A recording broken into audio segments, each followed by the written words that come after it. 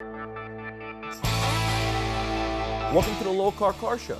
I'm your host, Sam Adabi, coming to you from the McKees 37 Open House and Detail Expo in Stewart, Florida, with special guests Wayne Carini and Dennis Gage.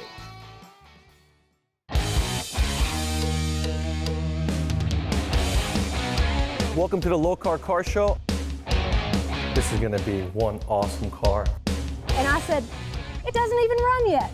And look at it now, it's amazing.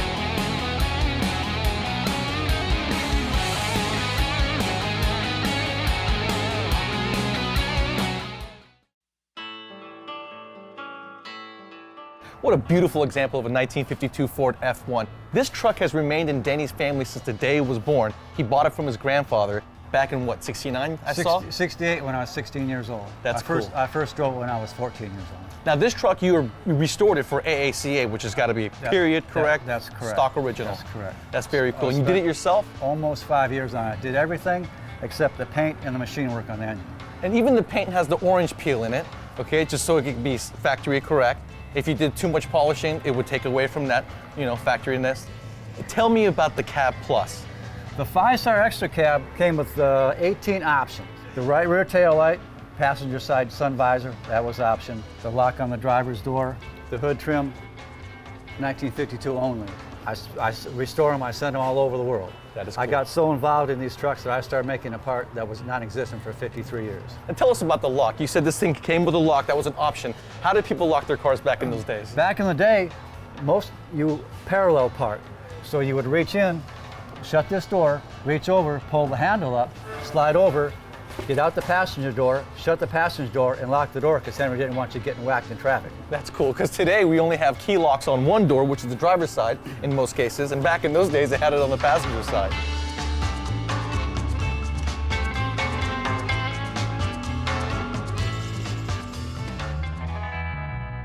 What an absolute gorgeous copy of a 37 Ford Roadster. I'm here with Frank. Now Frank, this wasn't always a Roadster, correct? No, sir. You cut the top off. Yes. Probably when I was about 20 years old, I bought a little model kit car. It was a baby stroller. Yeah. And I bought it in Daytona about 20 years ago. And when I was finally fortunate enough to afford a real one, I found this at Daytona at the Turkey Rod Run, and we purchased it. Beautiful. And then you went on from there, huh? We went on from there. We bought just the rolling chassis with the body. It was a fiberglass car made out of Canada. We put an LS1 Corvette motor in it, custom interior, big wheels and tires.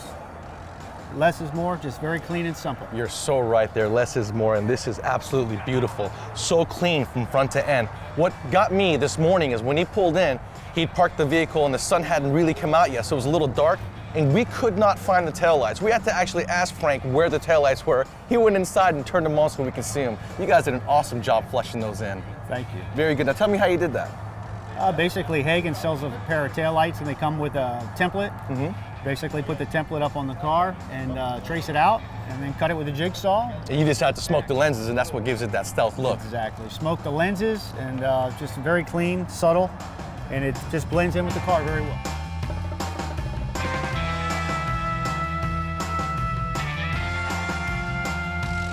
I couldn't help but notice Ken's Fiero from a distance because I looked at those brakes and I'm thinking, wait a minute, Fiero, big giant brakes, I gotta go check this car out. And Ken showed me the rest of the car, and how impressive is this? You've got a Cadillac Northstar 32-valve engine in the back of this Fiero. Yes, I do. The reason why I put that in is because all my friends in the neighborhood, had bigger engines in their car, and when I went to car shows, everybody would basically walk by it because it's just a Fiero. And I loved the body design. Back in the 80s, this thing I thought was so far ahead of its time that I loved it, Absolutely. And so my friends kept on teasing me, so I said, okay, one day you'll see, I'll put a bigger engine in.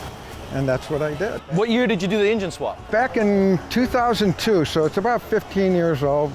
something cool. like that. And where did you get those brakes off of? Those are actually, I got them from Summit Racing, and they are from a Corvette, a ZR1 Corvette. Yep. There are 14s in the front and the regular rear ones, but I also got piston calipers all the way around, so it stops real good now. What great engineering. He really took his time and did this car right with the extra brakes. That motor in there looks like it's factory fresh. This is cool. Yeah, I work at GM Engineering. I retired in 2013, and I was on this program along with the mid-engine Corvette.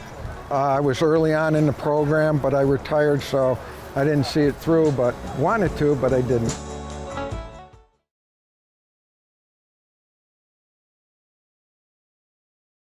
Lokar Car Show, presented by Appalachian Backroads. Appalachian Backroads. Virginia is for lovers. Original Parts Group Incorporated. Unbeatable quality, price, and in-stock selection for GM restoration and high-performance parts. NH Oil Undercoating Incorporated. NHOU, the official oil-based rust-proofing system.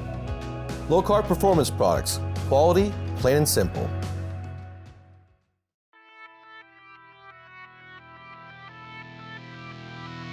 It's time for the Lokar Lowdown with Kevin Ford. If you're looking to upgrade the engine in your ride, look no further than our LS Classic series. We've got high-tech, modern LS drivetrains, around 500 horsepower, and we've mimicked all the factory iconic engines like a Tri-Power, the Ford FE, small block Chevys, 409s. We've even gone outside the box and made a little hot rod engine, get you a little different look. We've come and recreated the 63 Fuelie. We've got a 62 Fuelie, and there's so much more to come. We make everything from the front drive units to a distributor kit to the valley plates. We've got breather kits. You really need to check us out if you want a nice, reliable engine that looks right in your car. Go to lokar.com.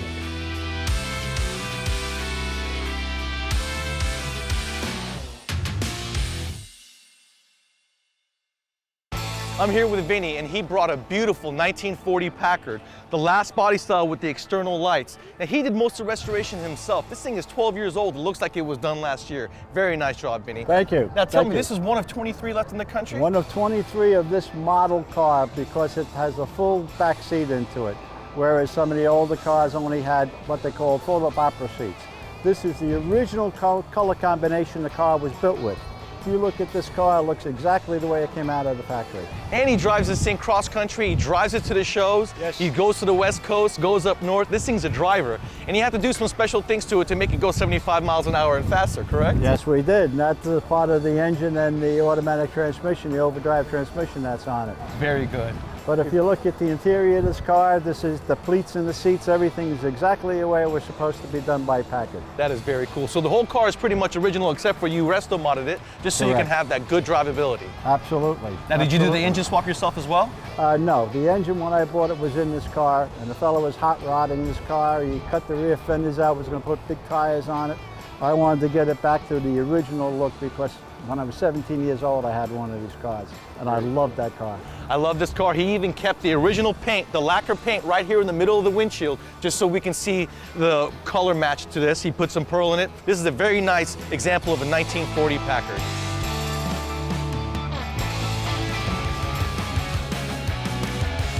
What a beautiful 55 Nomad.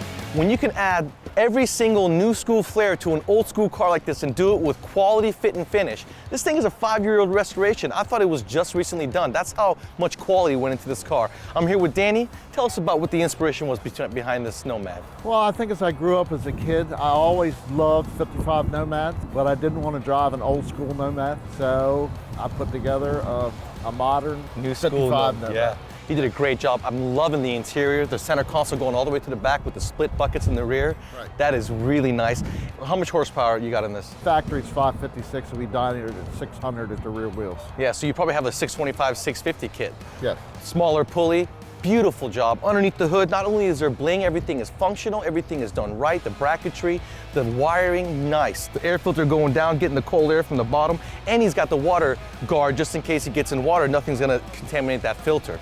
Now the interior, what made you do the bucket seats on the interior?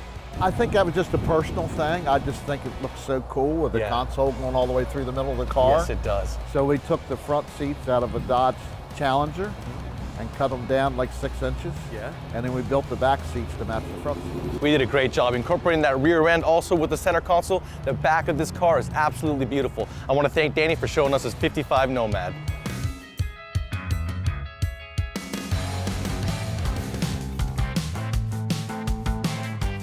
It's always cool when the wife comes up and says, you know what, Joe? I want a 5-window truck. Let's go ahead and get one of those and restore it. Most of us have to hide our projects from the wife, right?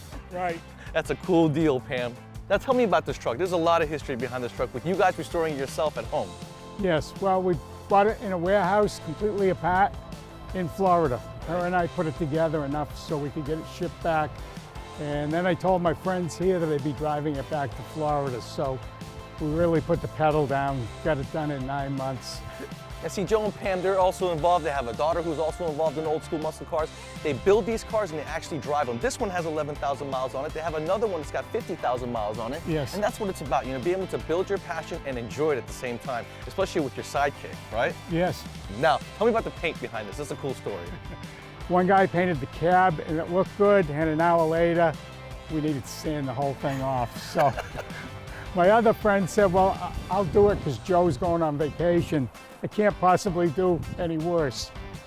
So then Joe came back from vacation early, so we had him do it again, and it came out decent. There was one little thing in the door, but then we all took turns painting the rest. Well, it looks really good. I'm glad you guys are still friends. You know, that could hurt relationships sometimes. Well, we were quiet for a while, but we're still friends. That's all.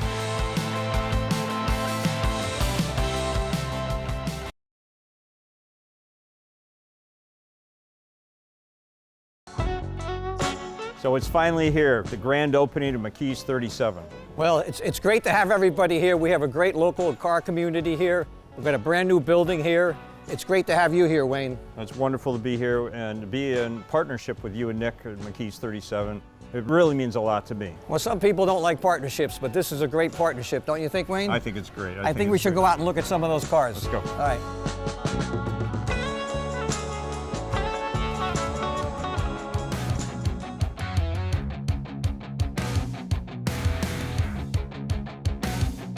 I could smell Eric's car coming in. I smelled the ethanol, saw a Hellcat, so I know he's running more timing, more boost, probably close to 1,000 horsepower. This is a beautiful copy of a Challenger Hellcat called the Americat because it is so strong and powerful, right? Yeah, currently it's making about 950 wheel horsepower, give or take, with a, probably plus or minus 10. Now this is primarily a street car, but you also drag it, right? Yeah, it's mainly a street car. I've only been out to the track, to the drag strip a couple times, so it's not full-on drag car yet, but we're getting there. I got a lot of stuff planned for it already. Parts are actually sitting at my house waiting to go in, so. What kind of upgrades have you done to that? So currently, I have a 272 upper Hellraiser pulley, which is that clutch pulley. It's a 10% overdrive lower pulley from ATI. It's a bar tensioner, LMI intake, 95 millimeter MMX ported throttle body, stainless work, catless mids, Borla ATAC exhaust. We have DSS drive shaft. Currently have a Demon 309 rear and axle sitting in my house and a whole bunch of BMR rear suspension parts waiting to go in. Sounds like you have a lot of work ahead of you still. Yeah. And it's running HP tuner, so you know it's gonna be powerful, reliable, running daily driven computer. I want to thank you for being a U.S. Navy reservist also. JG, that's correct. JG, there you go. In the So, SSO program. thank you so much for showing us your Hellcat. All right, thank you so much.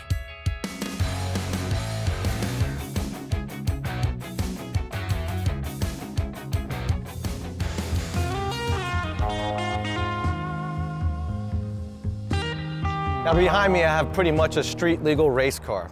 McLaren 720S, this is a beautiful car, carbon fiber tub, carbon fiber accents all the way around, some aluminum sheet metal. This is a straight up race car, and Jim actually drives it. He's owned it less than a year, and he's put 9,000 miles on it. That's better than me. I have a Corvette 2.5 years old with only 6,000 miles on it, right? You drive it hard. Yes, I do. I drive it hard and I put it away wet. And he said it best. If you want to take a look at the car, just go buy the picture of it. But if you want to drive it, you go buy the car and you actually drive it.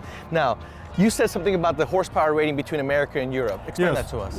The model designation is 720S. In Europe, it's rated at 720 horsepower. In the United States, it's rated at 710 horsepower. Very cool. The spoiler goes up and down. Right now, Jim has it in the up position, standing still. That's for aerodynamics. This car is all about aerodynamics. When you take a look at it all throughout, with the vents going through the doors, the air intakes, the exhaust coming out the middle of the top of the car, straight up race car. I love it. Thank you so much for letting us check it out, Jim. Thank you.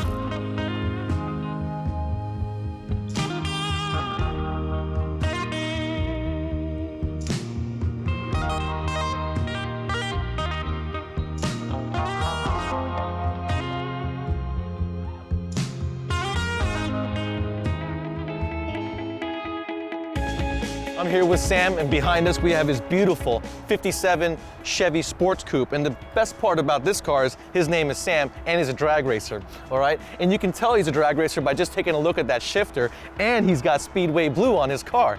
I've always run Chevys. I love Chevys, and 57s are pretty popular, so Absolutely. I've done 2 of them. This is the second one. That's a nice interior. I love the black accent in there. Now, was that original or is that something you did? No, it's all custom. It's all custom, There's not absolutely. much original in the whole car. Yeah, I like the two-tone leather in it. I love the fact that these old cars didn't have a B-pillar, because when you roll down the windows, it just has that big open gap, nothing to interfere in the middle. It's nice. Now, tell me about the engine. What kind of engine you put in it? It's called a ZZ383. It's a stroker engine. It's 500 horse. 500 horse. Yeah. 2 4-barrels, 10-to-1 compression, roller cam, roller rockers. Absolutely. That's what I did for a living, was manufacture racing engines. So. Yep, he's awesome at that. Now, do you drive this? You take it? Just to shows. Just to shows. Do you drive it like cross-country or anything like that to a show if there was one? We pretty much stay within a 100-mile radius. Really? So, yeah. That's cool. I love underneath is so finished off with all the polish. Everything is so nice. We're gonna open the hood and take a look at underneath. And even the horn's got covers on it inside, correct? I noticed the horn over there. The cooler, transmission cooler, he's got an extra one, something that you don't even see often in cars. So this is very cool.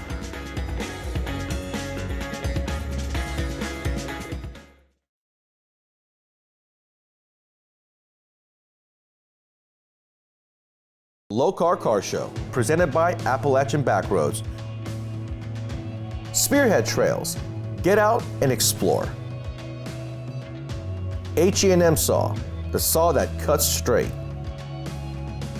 Brothers Truck Parts, #1 source for 1947 to 87 Chevy and GMC truck parts. Stage 8, the world's best locking fasteners. So I'm Dennis Gage. I do my classic car. This is the 25th year. How about that, huh? I have been on TV longer than Gunsmoke. And this is a room that actually understands that reference. I love it. I've also experienced that 5 years ago and kind of watched it grow through all the geek to this. And everybody says, oh, you know so much about cars. And I really don't. It's just like a really good memory I learned from everybody. You know, so I never put myself in the position of authority. I am the ultimate enthusiast. I'm glad you guys came on. I'm glad I came down to Indiana.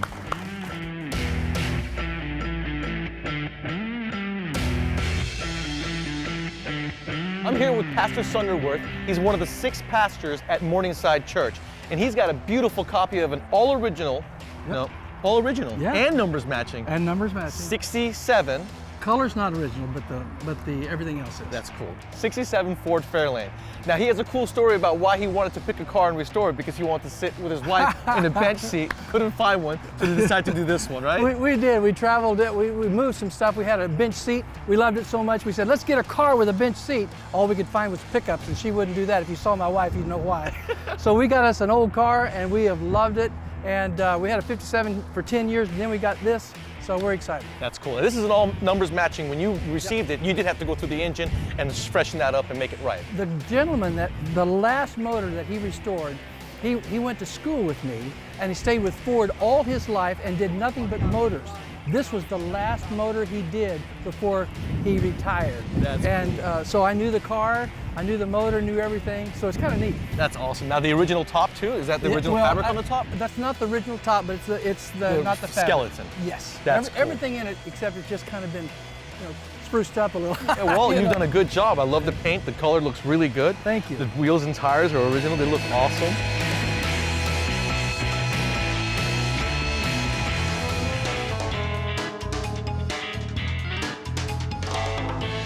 266,000 miles on this 61 Corvette. Are you kidding me? This is awesome. And the only thing Kathy has done to it since she's owned it is about 24, 25 years ago you had it painted. Right. Now tell me a story about the original owner.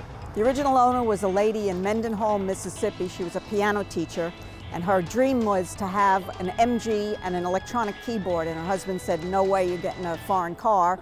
So he went down to the Chevy store. This little town doesn't even have a stoplight in it to this day. And he bought the car for her and said, you got to make the payments. So she said it took a lot of papas to make $75 a month payments on this car. Papas, I love it. That's awesome. She was a great little Southern lady with the hat and the gloves. We met her in Mississippi. We went down there one time and met her and talked to her because I had written her and said, you know, somebody who loves the car will take care of it because she was very attached to the car. What year did you acquire it? We got it in 1993. 93. That is so cool. So I take it with 266,000 miles on it, you probably drive it everywhere, right? Oh, it goes everywhere. We drive it even to Tampa to go to the NSRA Tampa in April. We'll drive it over there. He drives it up and down the coast. That is so cool. And there you go, guys. 1961, all original. You want to see a perfect copy of a Corvette? You might want to check out Kathy's ride.